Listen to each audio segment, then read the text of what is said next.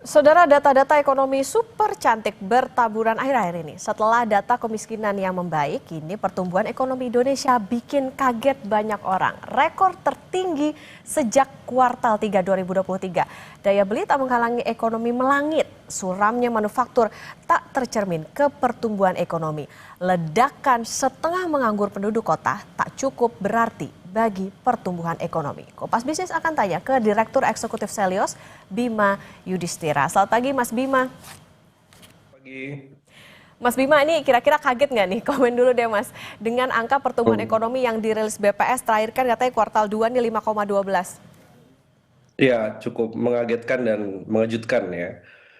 Karena kalau melihat dari beberapa angka yang disajikan oleh BPS itu membuat kita mengerutkan dahi ya, bahwa pertumbuhan misalnya industri pengolahan itu tumbuhnya 5,68% secara tahunan di kuartal kedua 2025 di saat, nah ini garis bawahnya, di saat indikator PMI manufaktur itu justru mengalami kontraksi di 46,7 pada Juni 2025. Jadi pada kuartal yang sama ini industrinya bertolak belakang, berbeda. Itu juga ditemukan misalnya dari PMTB, pembentukan modal tetap bruto, investasi langsung ya, investasi langsung itu angkanya naik signifikan di kuartal kedua. Nah, tanpa ada penjelasan rinci. Padahal sebelumnya BKPM mengumumkan bahwa realisasi investasi asing pun juga sedang melambat. Karena memang data-data yang lain, indikator-indikator yang lain itu berkebalikan dengan yang disampaikan oleh Badan Pusat Statistik. Salah satunya misalnya gelombang PHK di sektor industri padat karya, kemudian juga terjadi misalnya penurunan efisiensi atau efisiensi baik belanja pemerintah maupun industrinya juga melakukan efisiensi, menahan ekspansi. Arus modal asing yang masuk, ini salah satunya yang masuk ke portfolio dan juga ke sektor-sektor real itu juga melambat. Bahkan performa Indonesia dari sektor permodalan ini jauh lebih rendah dibandingkan Thailand, kemudian Malaysia. Tapi ini kenapa investasinya? Kalau disebut investasi domestik yang naik terlalu tinggi atau signifikan, ini proyeknya apa? Karena kalau proyeknya di pertanian misalnya untuk mendukung food estate, kemudian makan bergizi gratis, ini juga nggak kelihatan karena sektor pertanian itu tumbuhnya cuma 1,6% di periode yang sama. Jadi ada diskrepansi atau ada selisih data yang jauh sekali berbeda. Kemudian konsumsi rumah tangga juga sama, Mbak. Konsumsi rumah tangga itu tumbuhnya 4,97% secara tahunan. Ini apa ini? Kan lebarannya udah lewat. Kalaupun ada momentum mudik, arus mudik balik lebaran saat itu pada bulan April ya, itu kan hanya sebentar dibandingkan di kuartal kedua 2024 yang lebih lama efek dari lebarannya. Jadi nggak ada faktor musiman juga yang mendorong konsumsi rumah tangga itu bisa naik. Nah, di sini yang akhirnya membuat semua bingung gitu. Ini BPS angka-angkanya dari mana? Dan ya kita juga mengkhawatirkan adanya data-data yang kemudian indexing juga itu yang tidak sesuai dengan realita yang ada di lapangan. Oke. Makanya kita ingin agar ada keterbukaan lah semua metodologi dan sumber-sumber data termasuk indeks termasuk ke sektor industri manufaktur. Kami tangkapnya begini Mas Bima, artinya ada dugaan ada mismatch nih gitu antara data dengan realitanya. Meskipun di satu sisi Mas Bima ini Menteri Koordinator Bidang Perekonomian ini membantah kalau misalnya ada manipulasi data di situ. Nah, apa yang bisa dicermati dari ini? Apa sih sebetulnya yang berbeda? Apakah memang metodologi yang digunakan BPS kah atau gimana? Iya, ini kan pemerintah nggak bisa menjawab sebenarnya soal pertumbuhan industri pengolahan kenapa bisa melonjak tinggi sekali di saat PMI manufaktur. Jadi PMI manufaktur ini secara singkat dia mencatat pembelian bahan baku dari industri pengolahan. Jadi kalau industri pengolahannya dia menahan pembelian bahan baku, kan berarti PMI-nya turun. Tapi yang terjadi industri manufaktur tumbuhnya tinggi. Berarti di situ gapnya besar sekali. Nah, industri manufakturnya apa? Di saat yang bersamaan ada beberapa perusahaan-perusahaan misalnya hilirisasi smelter nikel. Itu banyak yang menghentikan produksi karena memang terjadi oversupply nikel. di pasar internasional. Ada besi baja juga yang berlebihan di pasar internasional. Jadi kalau hilirisasi itu bisa mendorong industri naik, ini juga nggak matching dengan realita yang ada di lapangan. Nah, inilah gapnya yang terjadi di situ. Kemudian juga tadi masalah soal investasi. Data berbeda-beda. Jadi datanya BKPM, realisasi investasinya itu berbeda dengan pembentukan modal tetap brutonya BPS. Beda lagi dengan lembaga internasional. Aja dari UNCTAD itu ada perbedaan selisih yang cukup jauh misalnya. Jadi mana nih yang bisa bisa dipegang ini? Kalau datanya kemudian terlalu jauh perbedaannya, bahkan di antara lembaga pemerintah sendiri. Sehingga kita susah ini kemudian bilang bahwa oh ekonomi baik-baik saja, nggak perlu stimulus, tidak perlu banyak insentif, pengusaha tidak terlalu banyak dibantu, pekerja juga. Karena ekonomi bisa tumbuh 5,12%. Jadi kita meminta agar ada transparansi lah kepada publik. Apa sih sebenarnya yang terjadi pada saat proses penyusunan data khususnya ini sekarang pertumbuhan ekonomi. Kenapa ini penting? Karena hampir semua pelaku usaha, terutama yang skala menengah besar, investor, manajer investasi, itu semua melihat dan kejadian di India pada 2015 itu jangan sampai terjadi di Indonesia. Jadi ada ketidakpercayaan terhadap data statistik milik pemerintah. Itu pernah terjadi di India dan akhirnya dilakukan audit besar-besaran.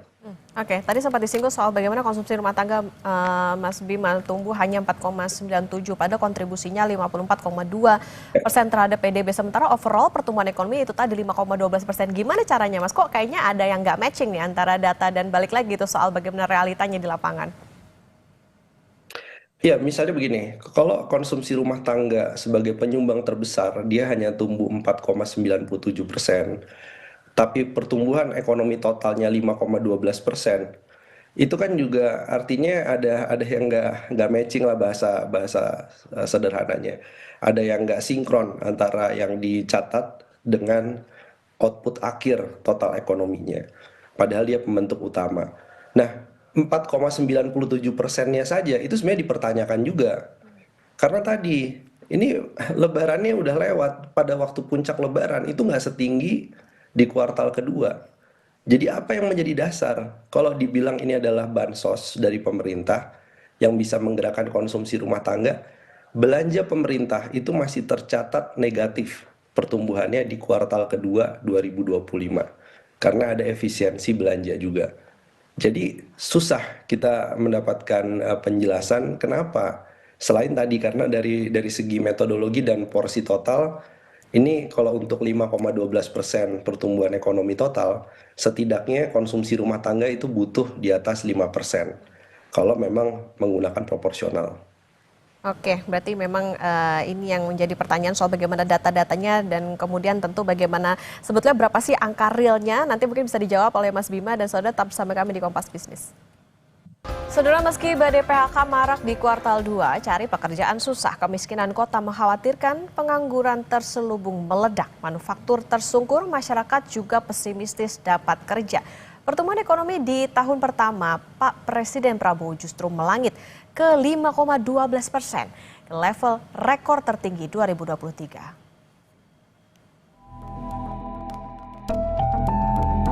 Siapa yang tidak terkejut dengan paparan Badan Pusat Statistik 5 Agustus 2025? Ini adalah sejarah luar biasa angka pertumbuhan ekonomi di tahun pertama Presiden Prabowo Subianto menjabat. Di luar dugaan ekonom bahkan Bank Dunia, IMF, OECD yang sangat pesimistis ekonomi Indonesia sulit ke level 5%, realisasinya justru melangit 5,12%. Ini adalah angka tertinggi sejak kuartal 3 tahun 2023 atau momentum kesembuhan Indonesia dari pandemi era Presiden Joko Widodo. Pencapaian ekonomi Presiden Prabowo memang bukan angka dari langit. BPS bilang pembentukan modal tetap bruto atau bahasa buminya adalah investasi tumbuh tinggi sampai 6,99%. Konsumsi rumah tangga juga tumbuh, tetapi program prioritas Presiden Prabowo yaitu ketahanan pangan justru melorot. Jadi pada triwulan 2 tahun 2025 pertanian memang tumbuh 1,65.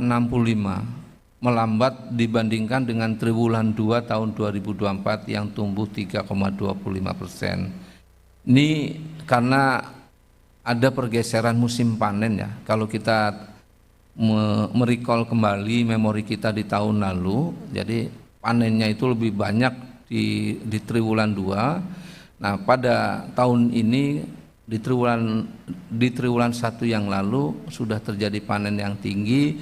Nah, sehingga sebagian besar panen padi pada tahun ini sudah berada di triwulan 1, meskipun di triwulan 2 ini juga masih tumbuh tinggi. Nah, jadi kalau dibandingkan dengan triwulan 2 tahun lalu memang melambat, tetapi secara total nggak ada masalah. Mari Kompas Bisnis kasih tahu kontribusi konsumsi rumah tangga yang menopang sebagian besar pertumbuhan ekonomi dengan angka 54,25% ternyata hanya tumbuh 4,97%. Angkanya di bawah pertumbuhan ekonomi. Lazimnya konsumsi rumah tangga naik, setidaknya sama dengan pertumbuhan ekonomi karena dia adalah tulang punggung. Apalagi Menko Ekonomi Erlangga Hartarto juga bilang tak ada masalah dengan pola belanja masyarakat. Mereka hanya pindah ke lapak sebelah. Rojali Rohana cuma isu yang ditiup. Nah, kalau kita lihat kinerja keuangan sektor retail dari 3 perusahaan pabrik, 1 minimarket, yang 2 salah satu yang banyak outlet di mall, seluruhnya semester 1 ini pertumbuhannya mendekati 5%, 4,99, 6,85, dan 12,87%. Ini menunjukkan bahwa terkait dengan isu Rohana dan Rojali ini isu yang ditiup-tiup. Jadi faktanya berbeda. Masih tentang data, angka Purchasing Managers Index manufaktur yang levelnya pesimistis jauh di bawah 50 juga berbeda jauh dengan angka yang dirilis BPS, yaitu naik sampai 5,68%.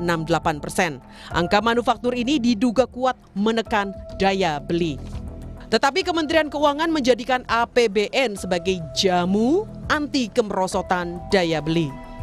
APBN juga memberikan kontribusi yang sangat signifikan untuk menjaga daya beli melalui tadi insentif diskon transport baik jalan tol, dan juga APBN memberikan penebalan dari bantuan sosial.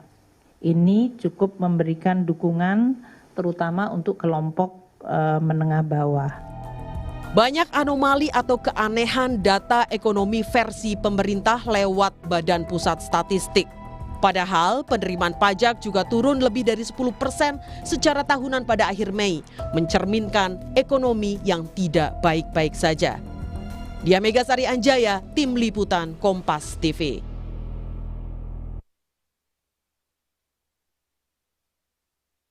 Istirahat Mas Bima, tadi kalau dikatakan misalnya data dari pemerintah itu kayaknya nggak matching nih dengan kondisi sekarang. Jadi sebenarnya berapa angka real atau konkret pertumbuhan ekonomi versi Helios? Iya, kita memperkirakan hanya di kisaran 4,6, paling mentok 4,7, 4,8%. Artinya di bawah angka 5%, karena memang faktor musiman yang diperhitungkan salah satunya. Kemudian efisiensi belanja pemerintah masih terjadi. Dan sektor pertanian, salah satu kontributor yang besar itu juga sedang turun. Industri manufakturnya juga sedang mengalami tekanan. Nah, ini berbeda terbalik lah dari apa yang kemudian dipaparkan oleh Badan Pusat Statistik.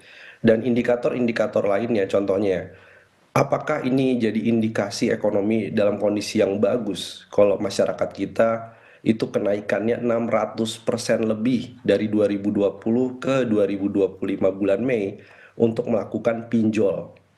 Jadi kalau naiknya pinjol 600% dalam kurun waktu 5 tahun terakhir, ini ada yang salah sama ekonomi. Jadi masyarakat hidup dari utang ke utang nih, bukan gaji ke gaji, tapi utang ke utang. Udah bukan lagi makan tabungan, tapi udah masuk dalam rangka dia harus meminjam dan terus menutup pinjaman untuk bisa bertahan. Pegadaian naiknya juga 66% dalam periode 5 tahun terakhir. Ini kan orang akhirnya nggak punya apa-apa lagi selain dia menggadaikan asetnya. Jadi di real masyarakat ini yang dilihat dari indikator, sama-sama pakai statistik, sama-sama data dari Bank Indonesia, indeks penjualan real bisa dicek apakah Rohali, Rojana dan lain-lain itu sebagai salah satu fenomena yang dibuat-buat, enggak. Karena memang real masyarakat mengurangi belanja barang elektronik, mengurangi belanja kendaraan bermotor. Itu kan data real yang artinya berdasarkan pada volume. Nah, bukan berdasarkan pada indeks. Jadi kalau di-matchingkan dengan data-data lainnya, maka kesimpulannya ada masalah dari sisi fundamental ekonomi Indonesia, industrinya, pertaniannya, daya beli masyarakatnya kalau dari sisi PDB pengeluaran. Nah, ini kenapa nggak tercatat gitu ya, atau eh, terlihat di dalam data dari BPS. Nah, ini saya pikir yang berimplikasi panjang ini bukan cuman oke, Indonesia bisa bilang Indonesia pertumbuhannya salah satu tertinggi di ASEAN, meskipun Vietnam 7,9% ya di kuartal yang sama. Tapi implikasi lainnya adalah orang akan lihat, ini saya investasi di Indonesia kelihatannya nggak menghasilkan sebanyak itu. Kenapa pertumbuhan investasinya tinggi? Kenapa pertumbuhan ekonominya 5,12%? Jadi ada masalah distrust di sini. Dan sebelumnya juga kan beberapa kali terlihat sebelum mengumumkan data, menyampaikan dulu kepada presiden, kepala BPS-nya, data kemiskinan, data pengangguran turun, itu nggak boleh begitu.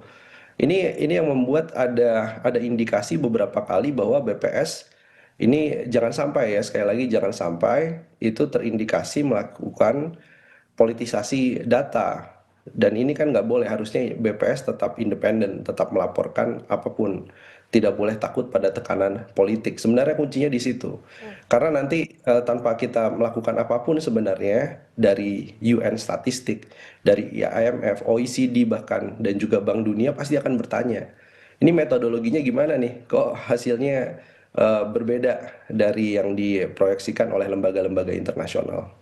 Oke, balik lagi soal bagaimana transparansi, jangan sampai data-datanya nih ya sekedar asal Bapak senang aja ya. Oke, Mas Bima, jadi apa nih bahayanya kalau data statistik ini semu gitu, skala damage atau kerusakan ini seberapa jauh? Kalau tadi kan sempat disinggung soal bagaimana kepercayaan investasi, apalagi kira-kira? Ya, jangankan investor ya. Jadi begini, kenapa data statistik ini penting untuk akurat dan kredibel. Jadi kredibilitas ini harga mati nih dalam statistik, termasuk indikator ekonomi.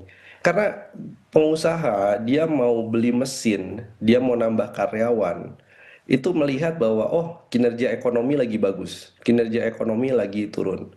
Itu jadi pertimbangan utama. Bank itu dalam rangka menyusun rencana bisnis bank RBB untuk melakukan proyeksi kredit ke depannya bagaimana, itu juga sangat berpengaruh dari data-data pertumbuhan ekonomi secara makro. Jadi mulai dari bank, industri, pengusaha, bahkan UMKM, sektor digital, semua mau buat outlook, mau membuat struktur gaji dan lain-lain, itu salah satu indikasinya adalah dari sisi pertumbuhan ekonomi. Pengupahan itu juga dasarnya sekarang yang masih dipakai masih berdasar pada pertumbuhan ekonomi. Jadi kalau pertumbuhan ekonominya tidak akurat, ini implikasinya ke depan.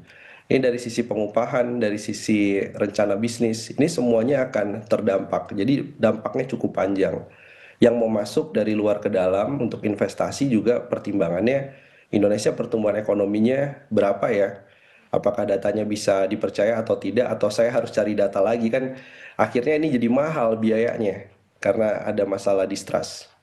Oke, itu tadi ya, justru secara jangka panjang ini bahayanya bisa ditimbulkan. Mas Bima, BPS juga bilang pembangunan infrastruktur menopang ekonomi, padahal pasokan semen ini sedang berlebih, tidak terserap. Ini bukan investasi bodong kan Mas, atau jangan-jangan nih MBG masuk realisasi investasi? Ya, ini juga kalau investasi domestik, tadi PMTB-nya sedang naik atau langsungnya naik investasinya. Ini kan apa proyek besarnya? Sekarang kalau bicara 3 juta rumah, memangnya udah pada jalan 3 juta rumah? Berapa banyak unit yang kemudian sudah terbangun karena nggak matching dengan data penjualan semen. Semen ini kondisinya sedang oversupply dan situasinya sepertinya belum akan membaik. Kemudian kalau bicara soal infrastruktur, infrastruktur apa? Kita semua tahu pemerintah sedang melakukan efisiensi anggaran. Infrastrukturnya beda dengan Pak Jokowi yang di tahun pertama memang fokus infrastruktur. Sekarang infrastruktur apa? Kemudian kalau bicara soal investasi domestik lainnya, misalnya pembangunan apa MRT dan lain-lain. Ini kan semuanya sedang dalam proses, apa langsung melejit angkanya setinggi itu kan juga tidak. Nah, kita melihat ini kuncinya kelihatannya bisa dicek di kawasan ekonomi khusus, di kawasan-kawasan industri. Ini apakah ada pencatatan atau indeks yang sebelumnya tidak tercatat sekarang tercatat? Nah, ini yang nanti akan kita tanyakan kepada BPS. Apakah investasi di kawasan ekonomi khusus? Apakah kemudian program-program seperti MBG, Food Estate kemudian diklaim double, dia program pemerintah tapi juga dianggap sebagai investasi dari swasta masuk ke sini. Nah, ini juga yang menjadi salah satu pertanyaan publik dan memang harus di-clear-kan. Karena kalau tidak, ini artinya ada resiko double counting, ada resiko bahwa investasinya nggak sebesar itu sebenarnya untuk investasi domestik. Karena yang jelas ini jawabannya bukan dari investasi asing yang mendorong kenaikan PMTB cukup signifikan. Oke, Mas Bima, terakhir singkat saja, Menkyu mengklaim APBN ini adalah jamu manis buat daya beli lewat diskon tarif tol, diskon tiket dan subsidi upah. Seberapa jauh jamu manis ya Menkyu ini untuk realisasi ekonomi? Rasanya diskon listrik awal tahun aja nih nggak sesignifikan itu. Iya, justru kenapa diskon tarif listrik nggak dilanjutkan? Karena di internal pemerintah ada perdebatan sebenarnya soal diskon tarif listrik efektif atau tidak mendorong daya beli sebenarnya. Kalau nggak, dia efektif, dia akan terus dilanjutkan pada kuartal kedua 2025. Buktinya nggak dilanjutkan. Kemudian kita tahu bahwa bantuan subsidi upah, ini banyak pekerja informal yang tidak mendapatkan bantuan subsidi upah. Dan itu tercermin juga, ada BSU, pertumbuhan kuartal kedua belanja pemerintahnya juga masih rendah.